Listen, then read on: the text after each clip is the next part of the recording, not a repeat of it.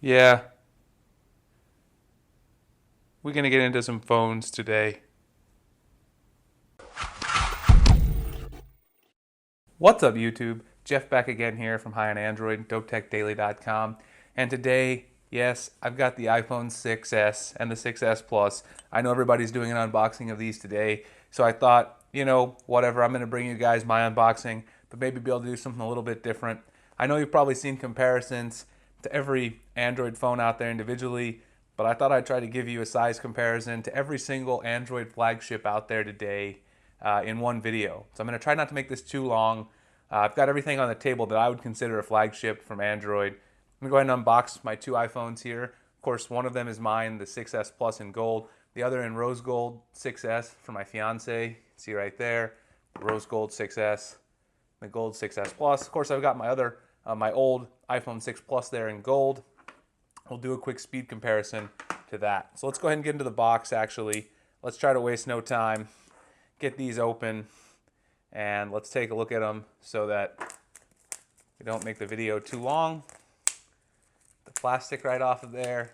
As you guys can see, I got the 64 gigabyte in the rose gold. Now I'm not going to turn hers on just because I want to let her go through and do that. I'll turn mine on and we'll do a speed comparison. But just so you guys can see really quick, the rose gold actually looks really, really nice. I'm not going to lie. There's a possibility that I may end up exchanging mine for a rose gold color. I don't know, but this color is really, really beautiful. As you can see, you got the S there on the back. A lot of people have said it's not too pink, and it also seems the same way to me. In really bright light, you can sort of see it look pink. It looks copper though, sort of, if you don't put it right on the light. Obviously, you guys know what else we get in an Apple box. We get a charger, and we get some other Apple packaging. So I'm just going to sit that one to the side for now. We're going to use that in a second. Actually, let me leave the top of it off of there. And then let's go ahead and open up the iPhone 6 Plus. And this one shouldn't look too different from my the iPhone 6s Plus rather. This shouldn't look too different from my iPhone 6 Plus from last year because the iPhone 6 Plus and the iPhone 6s Plus, they both share pretty much the same exact size, and this of course is the same gold color that you were able to get last year. So go ahead and open it up and let's take a look. And indeed, it doesn't really look any different at all, except you've got the S on the back. And as a few other people have pointed out, if you notice right there, there's no longer any FCC logos, anything down there. So you've just got the S logo, and then you've got designed by Apple in California, the usual text, but you don't have the FCC logo like you do on here. Let's see if I can tell the difference in the weight. I've got my plastic. Let me just take my plastic off. I'm leaving hers on there because I want to let her have the experience, obviously, of unboxing it herself. Let me see if I can tell the weight difference in my hand. You can tell. I mean, the iPhone 6s Plus is quite a bit weightier. I wouldn't say it's super noticeable, but if you're holding them, side by side, you definitely can feel the weight on this one. So I wouldn't say it's as noticeable as I thought, but you can definitely tell. Of course, you guys saw the nick I got on my regular 6 Plus, so now, thankfully, that's going to be replaced with one without a nick, so that's great.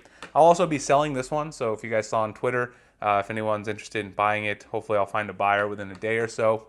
All right, so let me go ahead and get this one booted up. I'm actually going to go ahead and set it up so I can quickly do a speed test with the old iPhone 6 Plus just to see what's up, see how fast we're getting apps launched.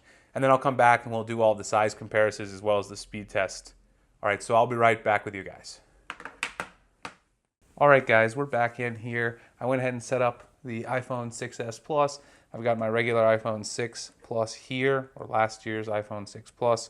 And I thought I would do a quick speed test. Now, I cleared all of the apps on the 6 Plus, so I figured we could try and see what happens. Obviously, I didn't want to take the time to restore all my apps, so I set this up as a new iPhone. Oops, looks like Touch ID. Oh, I didn't set up both fingerprints either. That's another pro tip. Make sure you add both fingerprints you had before. So let's just try testing a few apps, a few Apple apps. I've just got the Apple apps on the new one. So let's try Safari here. 1, 2, 3. And obviously, another pro tip, I need to clear the web pages from in here in order to make sure we're being fair about it. So let's try now. 1, 2, 3. And you can see 1, 2, 3. Yeah, it launches Safari a bit quicker, but I mean, not entirely so. Let's try going to a web page like, I don't know. Let's try Google. That's an easy web page. And then just test if we've got it open already to a web page, what it's going to look like. So let's go back and 1, 2, 3. I mean, I think the difference is really not that noticeable, to be honest. It does open a bit faster. Let's try the music app. So I've got the music app on both of them right here. Let's give that a go. 1, 2, 3. And in that case, let's try 1, 2, 3. This was the first boot ever for that one, so I just wanted to redo the test. And you can see actually if both of them are already loaded in the memory, the new iPhone 6s Plus does launch a little bit faster. So I mean, that's what we expected, just a small performance increase in terms of loading apps. It's not a huge surprise, obviously. Just thought I'd show you guys that. Obviously, the real numbers are going to come with the benchmarks, etc. And the Geekbench numbers look pretty impressive. There's multiple Geekbench tests out there, scoring in the mid 4,000s. So, I mean, I'll run one later and post it up on my site, but I'm not going to spend time doing that in the video. There's lots of videos that already did that. So, again, they look exactly the same, the two pluses, except for the S, and this one's quite a bit heavier. No other noticeable things so far, except Touch ID does seem faster when I use it with the right finger. So, to me, Touch ID does seem quite a bit faster than last year, which is nice. That's a welcome improvement because Touch ID was already great. So, let me put the old iPhone 6 Plus out of the way. We're going to get into some of these comparisons. We've got to bring in the iPhone 6s in rose gold. Again, let me just show you guys the contrast between the two gold colors. There they are. You can see the rose gold's actually quite nice. I'm really thinking about switching out my gold for rose gold, but we'll see. I like the gold color as well. So let's get into some comparisons. First, let's go with a couple Samsung flagships from earlier this year. People also wanted to see my phone lineup, so this is a pretty good chance. This is not all my phones. These are just what I would call flagship phones. So here's the Galaxy S6 Edge.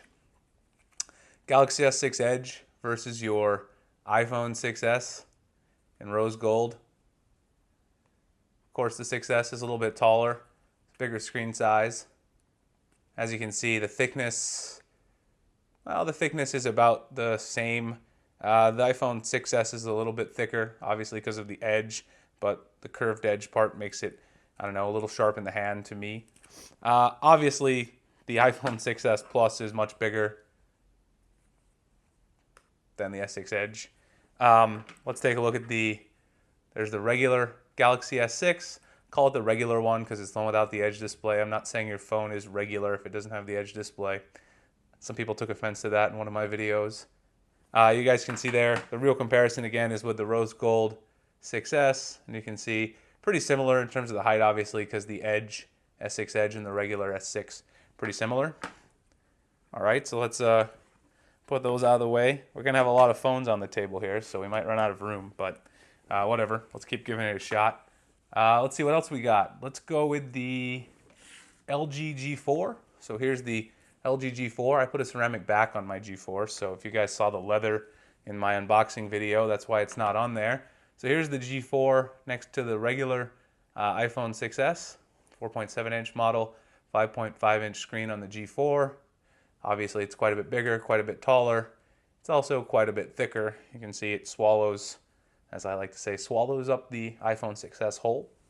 The more interesting comparison in this case, of course, the iPhone 6s Plus has a 5.5-inch screen, but you can see it's much taller than the G4, even though they're about the same width. You can see that, about the same width, but the iPhone 6s Plus quite a bit taller. So the G4 is known for being a really manageable 5.5-inch phone. Put that out of the way. The next phone, let's get into the big boy right here. We got the Nexus 6. This phone right here is ginormous. So you can see Next to the 6S Plus, it's really about the same height though. So if you see here, you've got about the same height. And of course, the Nexus 6 is a bit thicker. And see the backs vary. And the Nexus 6 is also wider. So this is a 6-inch phone, so of course we expect that. There's really no reason to compare this to the 6S, but I'll do it anyway, I guess. But just for the sake of completeness. But you can see obviously much taller, much wider, covers up this whole phone. It's just giant in comparison. All right, that's the Nexus 6. Put that out of the way. Let's see what else I got here. I got the ZTE Axon Pro. We have the ZTE Axon Pro here. So this is ZTE's Android flagship for the US. I did a review of this recently. It's a really good phone, actually. You can see here it's a little bit shorter than the 6S Plus. Same screen size. A bit thicker. And you can see the back materials there. If you compare it to the 6S, obviously, you know, this thing's going to be taller and bigger. I'm just trying to give the reasonable comparisons for each phone. Some of these are better to compare to the 6S, and some are better for the 6S Plus. All right, so let's put the Axon Pro out of the way. Let's move that out of the way. The OnePlus 2. So you guys are still waiting on my review for this. It's a 5.5-inch phone, so let's compare it to the 6S Plus. You've got pretty similar heights. 6S Plus is a little bit taller, and the 6S Plus is quite a bit thinner than the OnePlus 2.